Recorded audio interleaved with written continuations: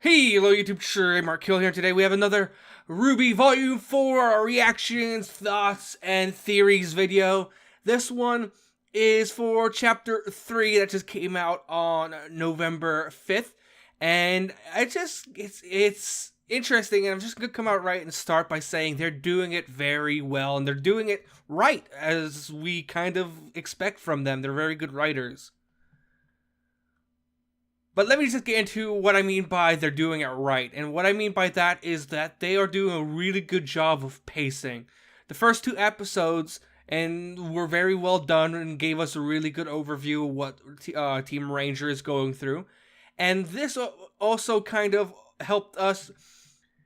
Overall, there was a lot of questions at the end of Volume 3. And overall, they're doing a very good job of answering the questions that are needed to keep up with the story so far without presenting too many questions and confusing or losing the viewer. And they're doing a really good and delicate job of presenting more questions while answering previous questions, and it's almost like a one-for-one trade, as they're giving us information, but they're finishing off previous pieces of information, and it's a really good job that they're doing in this entire series right now, and I'm very much enjoying it. So let's get kicked off with some of the actual episode talk. And we start off with our first imagery of Blake, and Blake's on a boat on her way to Menagerie when it gets attacked by a massive sea creature Grimm that is kind of reminiscent of almost a Chinese or Japanese water dragon. It is very cool looking, very scary, and massive. But with the help of a surprise entrant known by the name of Sun Wukong, who has been following Blake around for quite a while, it seems, they are able to defeat the giant water Grimm and are able to save the boat as well and continue their voyage to Menagerie. And after the fight, we find that Sun is on his own following Blake, and Blake is on her own as well and on her way home to Menagerie because she doesn't know what the hell she is supposed to do in the situation with the White Fang, whereas Sun thinks that she is going to attack the White Fang and destroy the White Fang, and as he said, a one-woman rampage against the White Fang. And yeah, Blake's not about that life just yet. So overall, this entire kind of the Sun and Blake segment's done really well, and we get a lot of this feeling back into what Blake is like mentally, the state that she's in mentally. She is very paranoid. There's a point where children run behind her, and she gets scared because she hears the children running. So she turns around very almost ready for a fight, and even the captain comes down to talk to her, and she nearly draws her sword on the captain, kind of worried about why is he asking her questions, why is he approaching her. Very paranoid and very negative, which is actually something pretty interesting if you think about it, because that type of attitude and that mental state could be drawing Grimm towards, and could also be the reason why the boat got attacked in the first place. Now, it's also a really cool thing to note is that she actually gets rid of her bow, so now her kind of cat ears are kind of out for the world to see, and it's really cool because they actually, I don't know if maybe they did it now because they wanted to reveal it have the character development now, but also it just lines up so perfectly with the amount of animation they're able to put into each character and all the little details, because the cat ears are animated so adorably from every little movement and every little kind of slight twitch that she has, or how she moves during a fight, or how they move when she is being talked to by Sun. It's very adorable, but it's the nice little character development to see that she's ditched a bow and she's no longer hiding who she is, at least for right now, because she's going to Menagerie, which is a faunus-dominated area. So we are finally going to be able to meet Blake's family, hopefully this season. But it's kind of interesting because at the beginning of, when the volume first started, I did a video of a pre-release kind of thing that happened. That the website completely crashed, but on Facebook they released the opening cinematic for the volume. And in that volume, I saw someone who would either be, who I thought was Blake's brother or sister, But some people on the internet, and also Cross believes this, is that it could be her mother, because if you look at her, same details, almost same style hair, but also she is slightly taller than her mother, but much shorter than her father. So genetically, it could be her mother, and she got a mix of the genes in terms of height, but the build is very reminiscent of her mother, so that could be a passed off trait. Either way, they're going to die, and I feel that Blake's going to be pushed in some way, shape, or form coming up in her saga in Menagerie. So just to elaborate a little bit more on that, I said there needs to be some sort of kind of push for her, because right now, as she's really in the mood to lay low, and as Sun said, which I feel is kind of a foreshadowing, is that if you're not gonna start looking for the White Fang may start looking for you. And that could be a very interesting foreshadow, as I said, because there could be some interesting thing happen where Adam Taurus wants to kind of continue hunting for Blake, because we know how fucked up Adam Taurus is. So he might want to continue hunting Blake, which would then put her family and friends back in Menagerie, or at least her father, mother, and son in danger.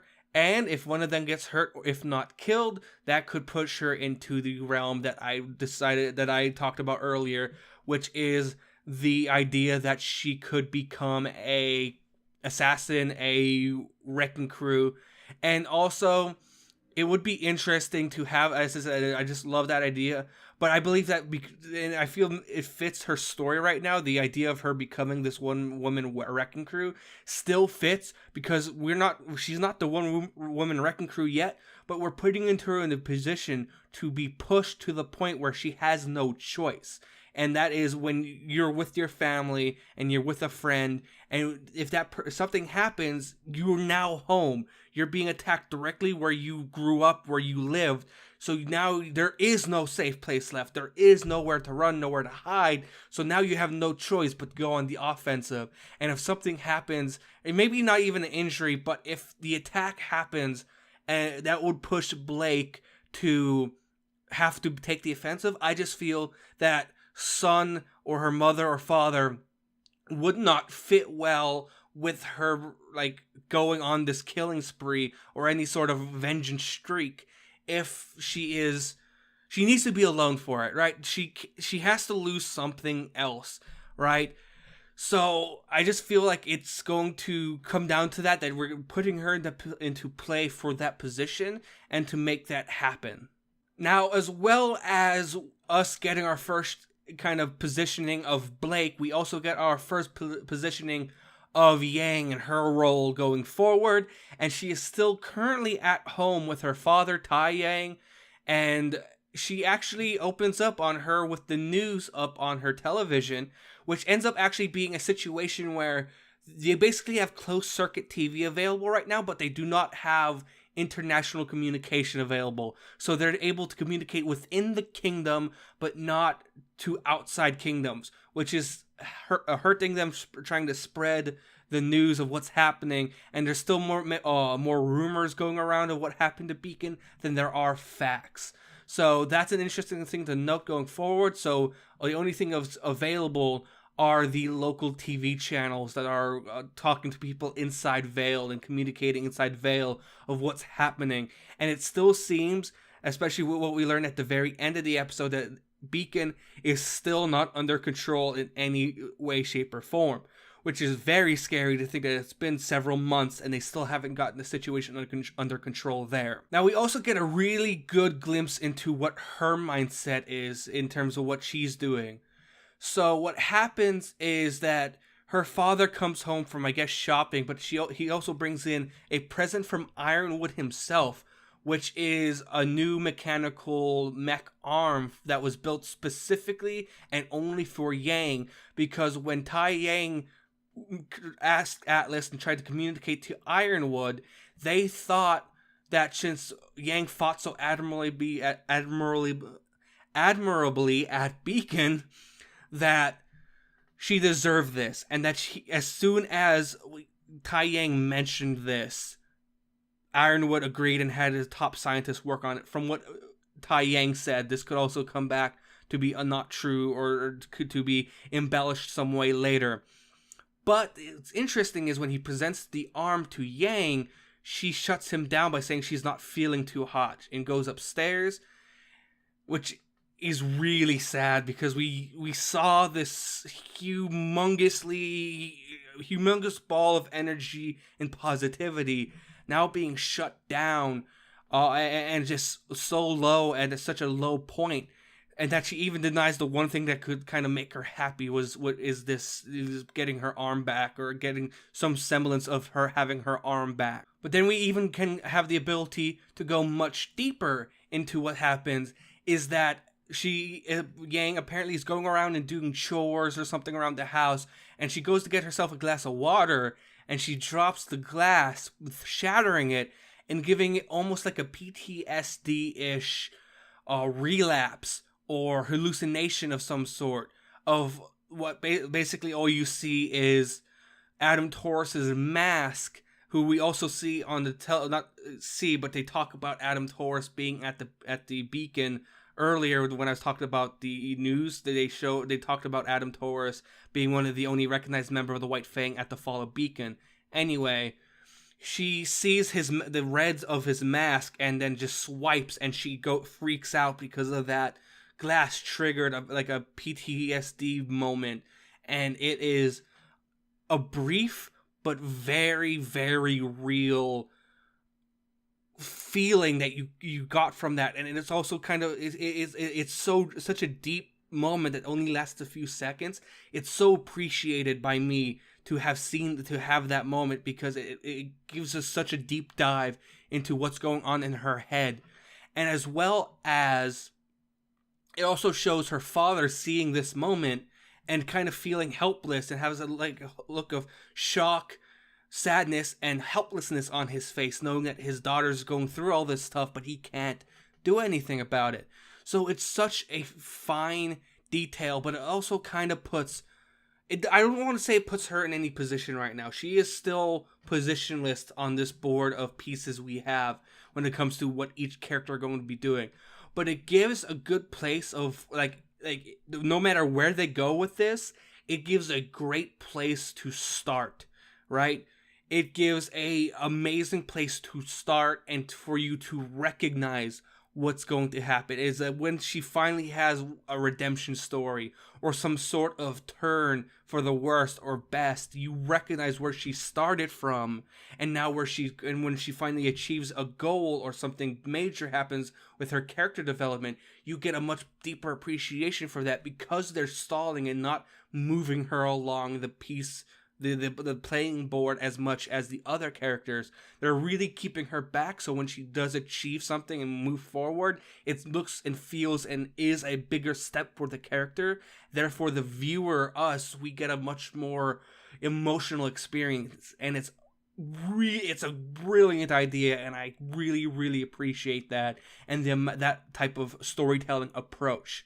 But that is the current position of Yang, and the only thing we have left to talk about in the episode is what happens with Cinder and Salem. Now, we start, and it's a very brief moment, but there's a few. This is where most of the questions are presented. First off, apparently they are continuing their treatment on Cinder, or at least Salem is.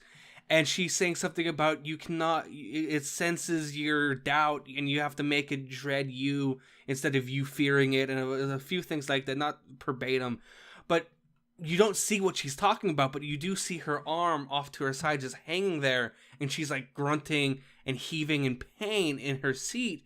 And what basically me and Cross both believe is that it is it's either going to be a grim arm that she's going to be given to replace her damaged one, or it is some sort of grim infusion like what Salem has going on, that she's going to be training and learning, and possibly making hers. As well, it also kind of gives, like, if I went back to the evil Yang theory, it also gives kind of a context for what could be happening there, because Salem and Cinder, they work so hard to give Cinder this power, but then what happens if we have the evil Yang situation. She's so in that negative and vengeance stricken mindset, is able to adopt the Grimm adaptation instantly, right? So we're getting a little bit of context if that theory comes true, right? And I know it's my crackball theory. Don't worry, I understand that it'll probably never come true, but I want it to so bad. But regardless of what they're doing, most likely does involve the Grimm. We get a moment where this creepy, it's like a clicker from The Last of Us, right? It's just making these disgusting sounds. And what is happening is it comes in and Salem peers into it and asks Cinder again, "Did you kill Ozpin?" And gets really frustrated when Cinder is trying to call over Emerald, says, "No, I want to hear it from you."